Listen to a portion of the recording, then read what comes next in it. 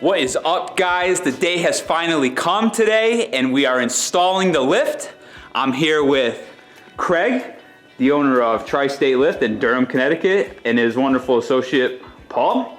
We have everything laid out here. We're just doing the prep work, some assembly before we stand this girl up and start getting ready to bolt her into place.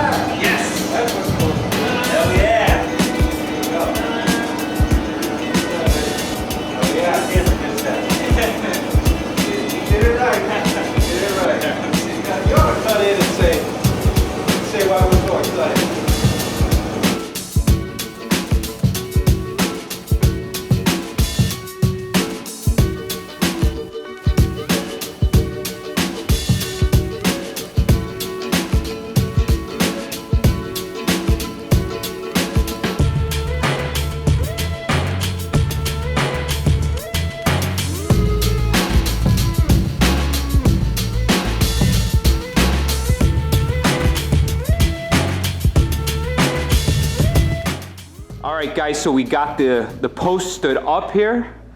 Craig was giving the thumbs up here because I did measure, and we just have a tiny bit of clearance to set this up in the wide configuration, and it just clears underneath that beam there. We went through and we double checked where the heat loops are with the thermal scope, so we are clear where we're going to mount, and waiting for Craig's instruction on what we're going to do. What are we doing next? We're going to level, drill, and bolt it down. All right, so you heard him. Level, drill, bolt it down.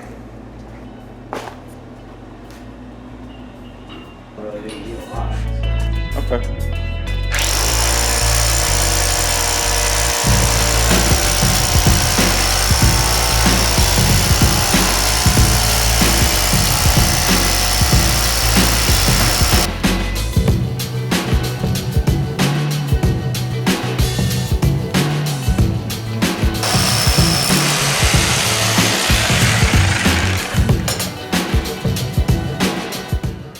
That was beautiful. All right, Craig, what are we doing here? So to get the lift level, by the way,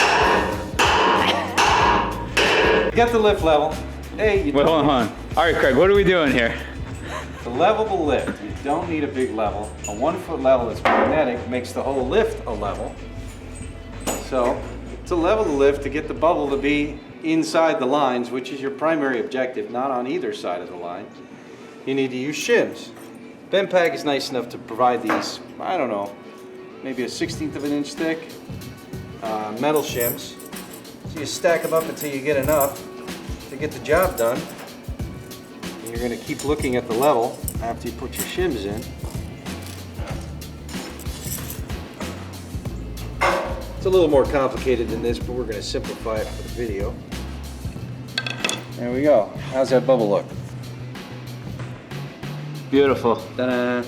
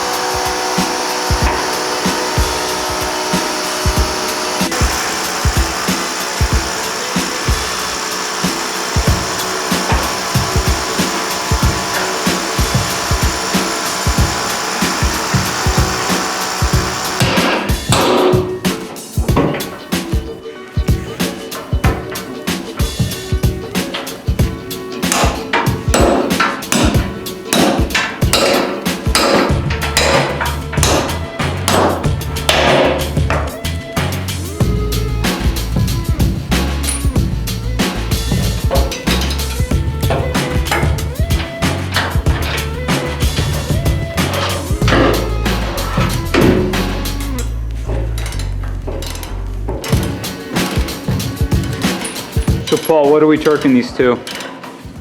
100 pounds. And why are we only doing 100 pounds? I think Craig can answer that. Craig, why are we doing 100 pounds? A loaded question. They want 75, but I don't like that. We're going a little bit higher, but we don't want to go too high, because why? You don't want to pull them out of the concrete. That's right. And we're not using an impact gun for this either. We're doing it by hand with a torque wrench. Never use an impact gun. That's right.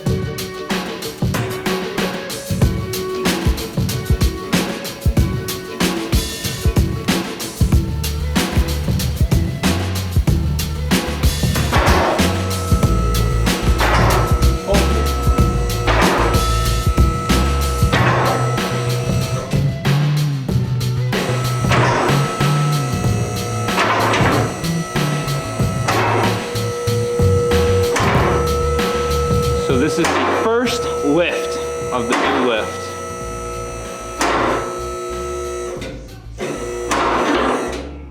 Look at that. Holy crap, that is very tall. Yeah, look at you. You got headroom. Amazing. Wow. That's Hell yeah. That's amazing. With your little cars, Look at me. that's awesome. That's great. Watch your head. I gotta say that I'm impressed with that height. I'm telling you, man, like I was looking at them all and it was this had the highest lift out of all of them for this style of lift. So I was like, I probably want that. Wow. That's impressive. It really is. I can't think of any that I can remember. All right, guys, so here is where we are at. The lift is installed and it's lagged down to the floor. Just gonna recap a couple things and I'll show you what I have left to do. So, because this is a low profile lift, as I mentioned before, the cabling and the hydraulics do not run across the top. They run on the bottom here below a floor plate. So this lift is held in place by 6 lag bolts around. We did a little bit of coverage before, holes drilled into the floor. You pound the threaded rods in, they grab into the concrete, and then you just bolt it down. Fairly simple. There's some height adapters for the pegs here. And these are 2 inches of adjustment, which is nice. So for electrical, I just ran it temporarily because I wasn't sure where the control box had to be mounted. The wiring for this is actually very simple. So I pulled down the wiring from that junction box like I had ran before, and I just let it hang loose because I wasn't sure if we were going to be on the left side or the right side, but we're over here, which this is more convenient anyways from in terms of operating it. I'm not up against between the lift and the wall, which I do have like a good 14, 15, 16 inches over there between the post and the wall.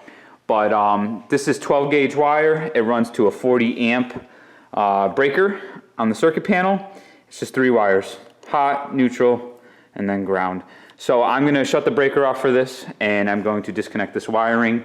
I'm going to remove that last staple right there and I'm gonna bring the wiring to the other side of the beam. I'm gonna 90 here and I'm probably gonna drill through the rafters and then bring a straight shot down to the control box.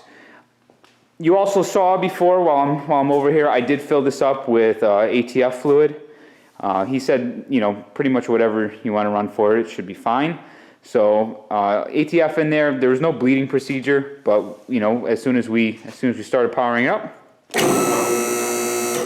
we went right to town. So we are good with this, and I am excited to kind of finish it up. It's really a mess in here, so my anal retentiveness is sort of alarming, but it's a good looking lift. The Battleship Gray goes nicely with the floors, and I'm really overall I'm really happy with it.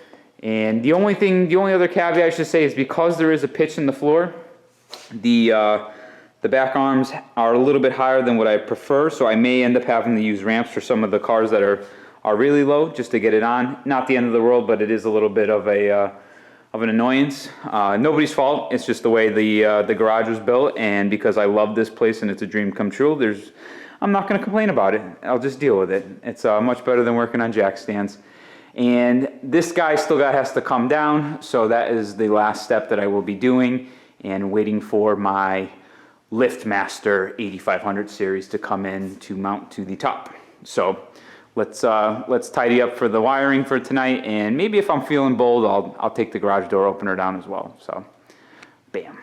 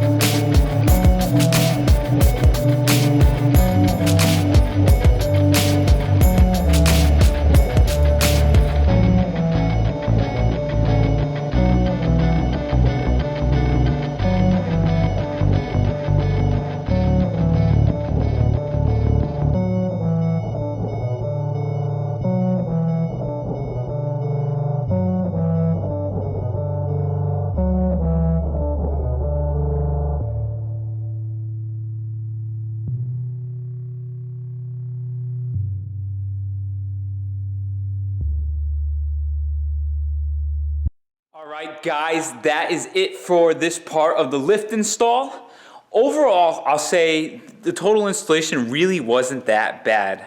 As you saw, I did most of the work with those guys and just kind of watched what they were doing for my own benefit, but I think for the next lift that I install, I'm just gonna do it myself. The most difficult part is gonna be having enough hands to stand them up without using a forklift and to unload it from the truck. But other than that, once it's in place, you drill your holes, you lag it down, and then the instructions are pretty clearly outlined for what you have to do for the hydraulics and the cables. So really, I think the next one I'm just gonna do myself.